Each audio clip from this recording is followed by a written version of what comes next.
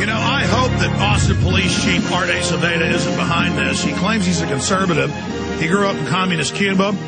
He's from Los Angeles, Highway Patrol. I just wish we could have a Texan for our police chief, but I guess they won't do the types of things that the feds want. But we do need people to go to TexasGunShows.net if you're constitutional lawyers, if you want to help file lawsuits on the BATF, on the Austin Police Department, on others, because this is a small family gun show. The big gun show pulled out. They were harassed after more than 15 years and run out of Austin.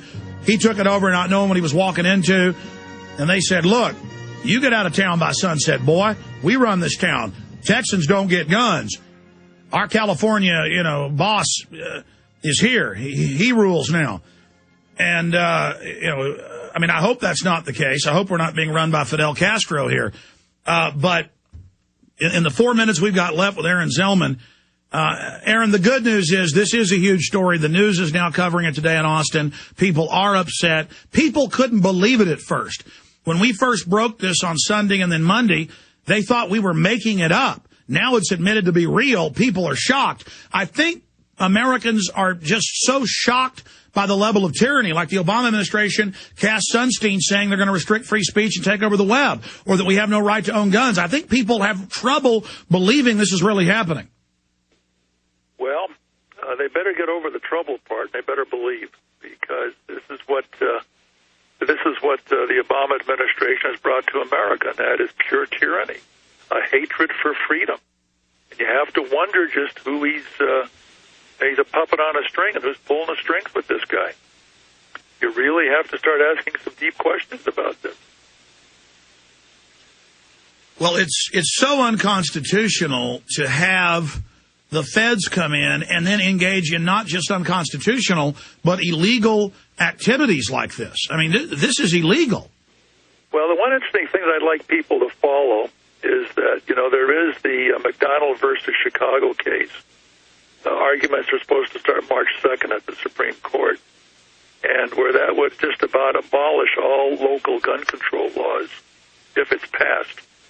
And so I would encourage people to follow that case. And on our website, we do have a brief that JPFO filed, an amicus curiae brief. That people briefly tell folks about that case, briefly. Well, briefly, it's about the city of Chicago. There's an elderly man there named McDonald who lives in a high-crime area. He wanted to own a handgun to defend his life. City of Chicago said, no, you can't do that.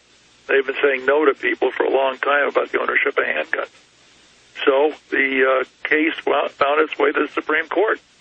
And so now the Supreme Court's going to be asked to see if the Second Amendment also has the protection of the 14th Amendment to make sure that people have the right to defend their lives.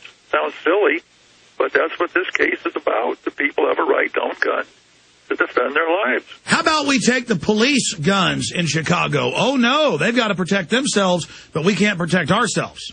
Well, that's pretty much what it boils down to. That's why this case is very important. Again, I would encourage people to come to our website, jpfo.org, and they can read the case. They can download the file and share it with others. But people need to start paying real close attention to this case. The Obama administration is absolutely opposed to it, because it'll take power away from those who hate the Second Amendment. Aaron Zelman, in closing with about 45 seconds, it does seem to me, though, that we are starting to gain ground and that they are panicked. Do you agree? Oh, I think absolutely. I mean, if you look at some of the people who have been going to these tea parties, they seem to be people from all walks of life, even people who previously voted for Obama. This has got them concerned. Even though there's problems going on within the Tea Party, I understand that, but people from all walks of life are saying, wait a minute, this is not what I want in my government. I don't want to lose my freedom. I don't want more taxes. I don't want restrictions on my rights. That's probably why gun sales are roaring away. Record highs. High. JPFO. People don't intend to give those guns back to the government. That's not their intention. That's not why they're buying them. Stay there. I've got one more question. All right. I'm going to get more into Haiti First, I'm going to cover the amazing Senate battle heads to the finish line in Massachusetts. And you look at this, Aaron Zelman, this is a real indicator that a seat that's never gone to a Republican, Ted Kennedy's seat, and even the brainwashed people in that state have finally woken up and are about to vote for a supposedly somewhat more pro-gun Republican.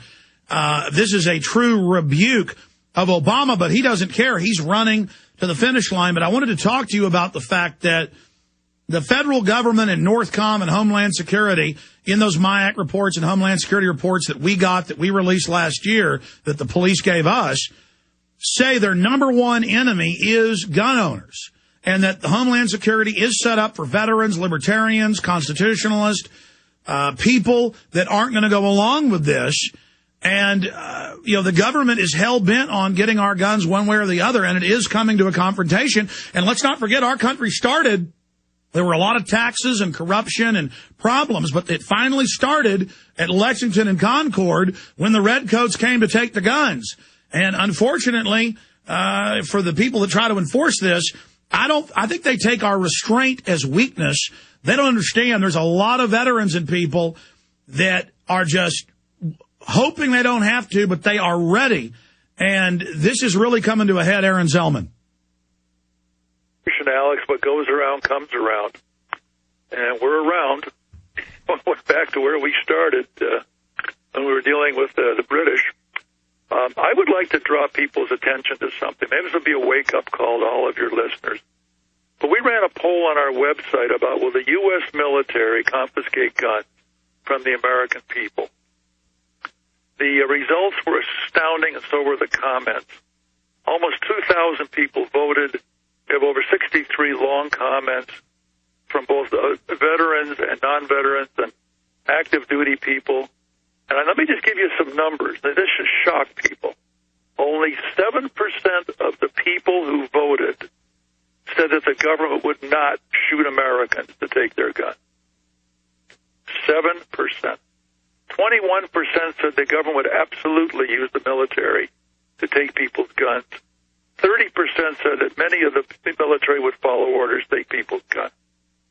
So I would encourage people to come take a look at this poll. And again, it's just go to the front page of jpfo.org and go down to right above the gun control genocide chart on the right-hand side, and it says the JPFO poll. I would encourage people to get a real reality lesson today about how dangerous the world is right now, or America is right now, for Americans. We're an endangered species in our own country if the Obamanoids have their way.